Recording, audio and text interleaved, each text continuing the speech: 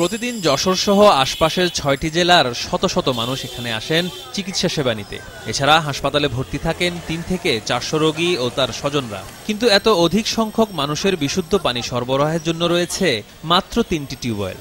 তার মধ্যে একটিতে মাত্রা অতিরিক্ত আয়রন ও আর্সেনিক, আরেকটি ব্যবহৃত হচ্ছে ডায়রিয়া ওয়ার্ডের রোগীদের কাপড় ধোয়ার জন্য। বাকি একটি ভালো অবস্থায় আছে জরুরি বিভাগের সামনে। ৫০০ রোগী এই হসপিটালে সবসময় আসে, কিন্তু আমরা পানির দৃষ্টিতে খুব দুর্ঘটনা পাই। অবস্থা এমন যে বাধ্য হয়ে আয়রন ও আর্সেনিক যুক্ত পানি পান করতে হচ্ছে রোগী ও তার স্বজনদের। উপায়ন্তর না দেখে বাজারের কেনা পানিও খাচ্ছেন অনেকে। কোনো কলই কাজের নাই, সব অকেজ।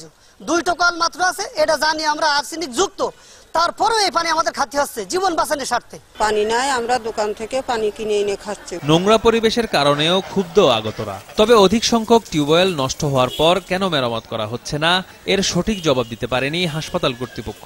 ডিপ টিউবওয়েল বিভিন্ন সময় এখানে বিভিন্নভাবে স্থাপন করা হয়েছে।